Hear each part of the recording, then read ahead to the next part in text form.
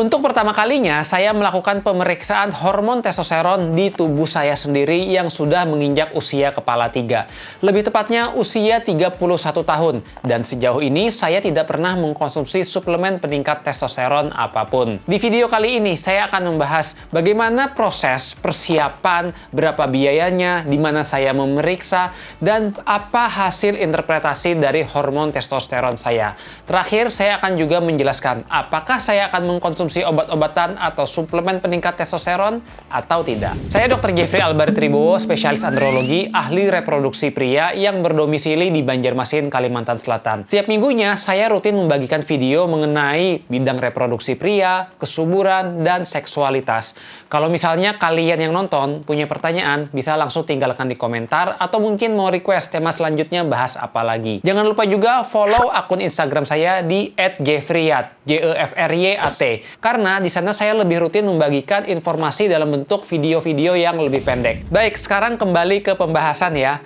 Sebagai seorang dokter spesialis andrologi, ada satu pemeriksaan laboratorium yang paling sering saya lakukan kepada pasien-pasien saya, yaitu adalah pemeriksaan hormon testosteron. Hal ini dikarenakan pasien yang datang ke saya seringkali mereka mengeluh gejala yang mengarah kepada kecurigaan kekurangan hormon testosteron. Terkait apa aja sih tanda dari kekurangan hormon testosteron, saya sudah pernah membahasnya di video sebelumnya. Kalau mau menyaksikan videonya, bisa klik link di atas ya. Secara teori, memang hormon testosteron itu paling sering terjadi penurunan di usia 40 tahun ke atas. Bahkan ada yang menyebutkan ya, kalau sudah menginjakkan usia 40 tahun, setiap tahunnya kita akan mengalami penurunan hormon testosteron sebesar 1% setiap tahunnya. Berdasarkan karena adanya penurunan hormon inilah, makanya ada teori penuaan. Dan penuaan ini pada tubuh manusia dibagi menjadi 3 buah fase. Yang pertama itu adalah fase subklinis, yaitu pada seseorang yang menginjakkan usia 25-35 tahun. Di mana biasanya pada usia ini terdapat sedikit penurunan hormon, tetapi belum menimbulkan gejala apapun di tubuh. Yang kedua itu adalah fase transisi, yaitu ketika kita menginjakkan usia 35 sampai usia 45 tahun. Di fase ini terdapat penurunan hormon yang kemudian dapat memberikan sedikit gejala di tubuh kita. Dan terakhir, yaitu adalah fase klinis. Fase klinis ini pada seseorang yang sudah menginjakkan usia lebih dari 45 tahun. Di fase ini, seseorang tersebut sudah mengalami penurunan hormon yang cukup berat. Alhasil, di tubuhnya itu sudah mulai terjadi keluhan dan gejala hormon rendah. Salah satu gejala penurunan hormon rendah yang paling spesifik, yaitu adalah gejala dari hormon testosteron yang menurun. Kalau dari teori tadi, sudah cukup jelas ya, seharusnya yang mengalami hormon rendah itu adalah di usia 40 tahun ke atas. Tetapi uniknya, berdasarkan pengalaman saya berpraktik sebagai dokter andrologi, saya beberapa kali menemui ada pria-pria yang masih usia kisaran 30 tahunan, tetapi sudah datang dengan keluhan gejala hormon testosteron rendah. Dan ketika saya periksa hormonnya, betul saja hormon testosteronnya itu sudah sangat rendah.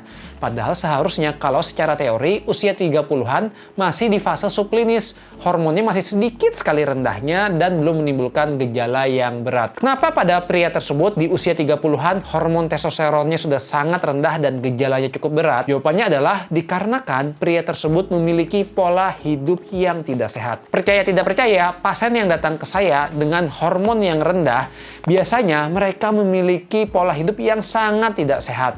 Mulai dari mereka memiliki kegemukan yang sangat berat alias obesitas, mereka perokok, peminum alkohol, kurang istirahat, dan juga mereka tidak pernah berolahraga. Hal ini kemudian yang membuat saya bertanya-tanya, kalau saya sendiri yang periksa hormon testosteron, kira-kira berapa sih kadar hormon testosteron saya? Apakah normal atau mungkin sudah terdapat penurunan? Untuk faktor risiko hormon rendah sendiri di tubuh saya sebetulnya tidak ada ya, karena berat badan saya masih ideal, saya juga masih cukup rutin lah melakukan pola hidup sehat. Satu-satunya yang tidak bisa dilawan itu adalah peningkatan usia ya, karena usia sudah pasti akan bertambah setiap tahunnya. Meskipun usia saya di saat ini masih 31 tahun, tetapi saya masih penasaran bagaimana nih kalau secara objektif diambil darahnya, hasil hormonnya kira-kira berapa nilainya. Akhirnya saya pun memberanikan diri ya untuk memeriksakan hormon testosteron di tubuh saya secara langsung. Saya akan membahasnya dan membagi menjadi 3 tahapan. Yang pertama yaitu adalah persiapan dan mekanisme pemeriksaan. Yang kedua, itu adalah tempat pemeriksaan dan biaya. Lalu yang terakhir, ketiga, kita akan membahas berapa hasil hormon testosteron di tubuh saya dan bagaimana interpretasinya. Kita bahas yang pertama dulu ya, persiapan dan mekanisme pemeriksaan. Untuk persiapan pemeriksaan hormon testosteron, syaratnya adalah harus puasa 12 jam dan proses pengambilan hormonnya dilakukan antara pukul 7 sampai 10 pagi. Jadi kalau misalnya kita mau periksanya pukul 8 pagi, maka dari pukul 8 malam kita harus sudah melakukan puasa. Puasa di sini artinya adalah kita tidak ada makan sampai dengan proses pengambilan darah. Hanya boleh yang masuk itu adalah air putih saja. Persiapan pemeriksaan hormon testosteron ini merupakan salah satu hal yang sangat penting untuk diperhatikan. Karena kalau persiapannya itu salah, misalnya kita periksanya itu terlalu siang, bukan tidak mungkin hasil hormon testosteronnya kurang akurat. Hal ini dikarenakan hormon testosteron paling tinggi berada di pagi hari. Jadi kalau kita terlalu siang, sudah pasti hormon testosteronnya kelihatannya agak rendah. Mekanisme pemeriksaan hormon testosteron itu sebetulnya ada dua cara, yaitu adalah dengan pengambilan air liur atau dengan mengambil darah. Yang paling sering digunakan yaitu adalah pemeriksaannya dengan mengambil darah di lengan. Proses pengambilan darahnya itu menggunakan jarum suntik dan diambil darahnya kira-kira kisaran 2-3 ml. Sekarang kita lanjut lagi ke tahapan yang kedua, yaitu adalah tempat dan biaya untuk memeriksa hormon testosteron. Terkait tempat pemeriksaan hormon testosteron, sebetulnya itu bebas-bebas aja, asalkan laboratorium atau rumah sakit tersebut memiliki fasilitas untuk pemeriksaan hormon testosteron. Karena tidak semua laboratorium dan rumah sakit memiliki fasilitas tersebut. Untuk tahu kira-kira di mana sih laboratorium dan rumah sakit yang menyediakan pemeriksaan tersebut, kita bisa berkonsultasi dengan dokter andrologi terdekat. Karena biasanya dokter andrologi udah rutin tuh melakukan pemeriksaan hormon testosteron ke pasiennya. Jadi dia pasti tahu di mana aja nih laboratorium yang rekomendasi untuk bisa melakukan pemeriksaan hormon testosteron. Berhubung saya tinggal di Banjarmasin, Kalimantan Selatan, saya melakukan pemeriksaannya di salah satu lab yang memang bisa untuk memeriksakan hormon testosteron, yaitu adalah di lab Prodia Banjarmasin.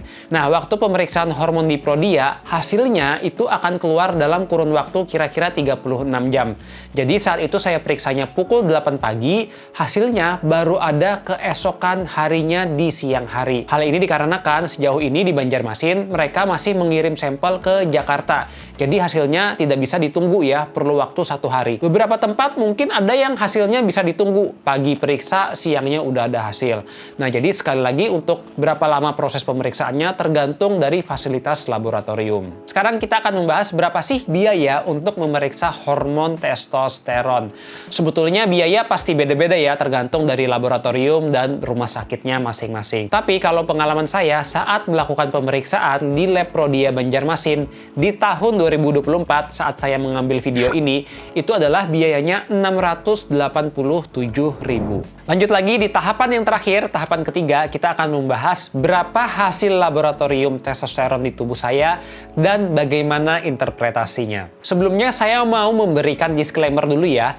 Hasil pemeriksaan ini dan interpretasinya itu dibuat berdasarkan tubuh saya sendiri. Jadi sangat mungkin pada orang-orang memiliki interpretasi yang berbeda berdasarkan keluhan dan gejalanya. Jadi sebaiknya kalau mau tahu ya tentang interpretasi hasil hormonnya, perlu pemberian obat atau tidak, bisa diskusikan dengan dokter andrologi terdekat. Ini dia hasil hormon testosteron di tubuh saya, yaitu adalah sebesar 656 nanogram per desiliter. Harap diperhatikan ya satuannya, karena beberapa laboratorium kadang bisa memiliki satuan nilai hormon testosteron yang berbeda-beda. Paling umum sih biasanya nanogram per desiliter. Kalau dari hasil ini 656 ini masih masuk ke dalam nilai hormon testosteron yang normal, karena nilainya ini bahkan lebih dari 600. Lalu setelah mendapatkan hasil ini, apakah saya akan mengkonsumsi obat-obatan atau suplemen peningkat testosteron? Jawabannya adalah tidak sama sekali. Ada 3 alasan kenapa saya tidak mau mengkonsumsi hormon ataupun suplemen peningkat testosteron sekarang ini. Alasan yang ke-1 itu adalah tidak adanya gejala hormon rendah pada tubuh saya sekarang. Kemudian alasan yang kedua yaitu adalah tidak ada indikasi untuk pemberian hormon testosteron. Dan alasan yang ketiga adalah saya cuma mau meningkatkan hormon testosteron sekarang ini dengan melakukan pola hidup sehat. Beberapa pola hidup sehat yang rutin saya lakukan itu adalah seperti berolahraga 2-3 kali seminggu, memiliki durasi tidur yang cukup setiap harinya 7-9 jam, dan ini selalu konsisten juga teratur jam tidurnya, meminimalisir stres, dan memilih makanan-makanan yang tidak mengganggu hormon testosteron. Baik, itu tadi adalah bagaimana cerita saya ya melakukan pemeriksaan hormon testosteron dan hasilnya. Semoga bisa memberikan manfaat. Kalau misalnya nih, kalian yang nonton pengen juga memeriksakan hormon testosteron, silahkan dipertimbangkan. Saran saya tentu yang paling baik juga bisa diskusikan dengan dokter andrologi di tempat kalian tinggal. Untuk tahu kira-kira ada nggak nih saran laboratorium tempat pemeriksaan, juga nanti biasanya akan diberikan pengantar. Kadang laboratorium mereka cuma mau memeriksa kalau ada pengantar laboratorium dari dokter yang mengirim. Terus juga nanti kita bisa enak tuh diskusi tentang hasil hormon testosteron dengan dokter androloginya langsung. Kalau memang hasilnya membutuhkan terapi hormon, biasanya dokter andrologi akan memberikan pemberian terapi hormon sesuai dengan kebutuhan. Terakhir, saya sangat tidak menganjurkan untuk melakukan pemberian hormon testosteron secara sembarangan tanpa diawasi dan dilakukan oleh dokter yang terlatih. Karena beberapa kali saya pernah menemui ya, ada orang-orang yang mereka menggunakan testosteron secara sembarangan tanpa melakukan proses pemeriksaan terlebih dahulu. Tentu kalau dilakukan secara sembarangan, bukan tidak mungkin ada efek samping yang justru malah membahayakan tubuh kita. Kalaupun memang hormonnya rendah, biasanya untuk pemberian hormon testosteron harus dicek dulu seseorang tersebut. Kira-kira ada nggak nih kontraindikasi untuk pemberian hormon atau tidak? Kalau memang ada kontraindikasi pemberian hormon, biasanya tidak akan dilakukan pemberian hormon testosteron.